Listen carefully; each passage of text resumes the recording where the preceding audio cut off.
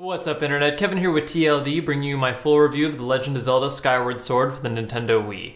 Now, first off, let's just get this out of the way first. Yes, this is not the prettiest release this year. And I don't even mean because it's on the Wii. Even if you compare it to some of the older ones like Twilight Princess, it actually looks almost a little worse than that. I think one of the main reasons being for that is because this one is such a brighter game. They use a lot more bright colors, and as a result, you kind of see like pixelated edges and stuff a lot more. It doesn't fade away as much as you would in Twilight Princess, where everything was dark in tone all the time. Now, thankfully, to counterbalance this fact, the music for the game is great, which really helps to make the presentation balance out a lot more. It's easy to overlook the graphics once you get into the sound and feel of the game and dive right into the gameplay. Now, what this one does in terms of gameplay is that it walks a very interesting fine line between maintaining Zelda traditions while also adding a couple new features and mechanics to keep it feeling like it's something new and different. While the game's core flow still relies on the same process of find a dungeon, get a new item, kill the boss, go find the next dungeon, etc, etc, etc, the game adds a number of new features and side quests to help keep things feeling a little different. One of the most noticeable changes is that now Link swings his sword in the same manner that you swing the Wiimote, which adds a much deeper level of strategy to a lot of the ways you handle certain enemies. A lot of times you'll encounter enemies that make use of weapons as well, so you need to make sure you attack in angles that they can't block,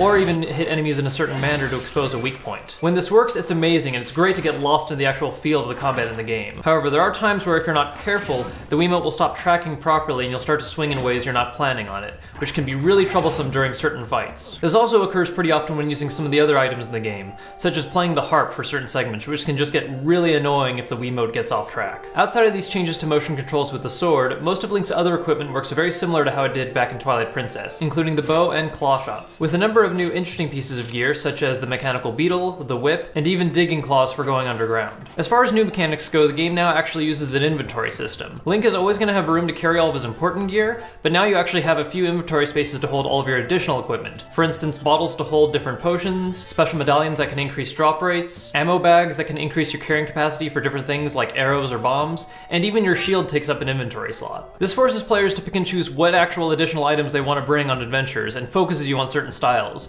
For instance, whether you want to carry a lot of potions so you can heal yourself often, or carry a bunch of quivers and bomb bags so you can have as many arrows as possible. In addition to this, players are also able to upgrade certain pieces of equipment by finding collectibles throughout the game, such as increasing the size of your bug catching net, increasing the damage of your bow, or the durability of your shield. You can even mix bugs with potions to increase their effectiveness. These two new aspects give the game a slightly heavier RPG feel than those felt in prior games, and can also cause players to do really ridiculous things out of addiction. For instance, me running through the desert with a bug catching net for hours trying to find enough tumbleweeds to upgrade my bow. The game's adventure and storyline are done quite well, and it follows in the same vein as Twilight Princess in that it has a lot more cinematic and story-driven scenes, a lot of which are even during or before boss fights. So now instead of just seeing a boss and going, okay, here's the big thing you need to kill, there will actually be interesting plot developments. Over the course of the game, players will adventure through 3 different major land areas: a forest, a volcano, and a desert, as well as having an entire sky region with sky islands for them to fly around with a giant bird mount. The game does an excellent job of making the player never really feel lost, while at the same time not holding their hand too much. And while it may be easy just to push through the main storyline,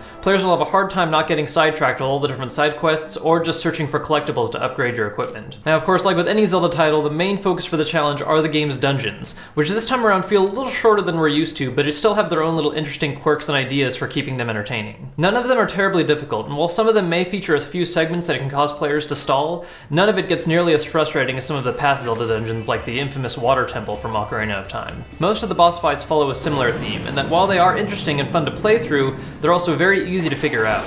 And most seasoned Zelda players will be able to take them down in their first try, possibly without even using any potions or fairies. Overall, Skyward Sword is a welcome addition to the Zelda franchise, and does a great job of nodding back to the game's traditions, while still adding enough new mechanics to keep fans on their toes. The motion controls may not be as smooth as you want them to be at all times, and it may not be the prettiest release this year, but the game's storyline and solid core gameplay will make it well worth playing for any fan of the Zelda series, and even well worth picking up for anyone that just has a Wii to begin with. That's our review of The Legend of Zelda Skyward Sword for the Nintendo Wii. If you guys haven't gotten a chance yet, make sure to check out our latest 2 vids, and if you want to be extra awesome, make sure to hit that like button, and I'll see you guys next time.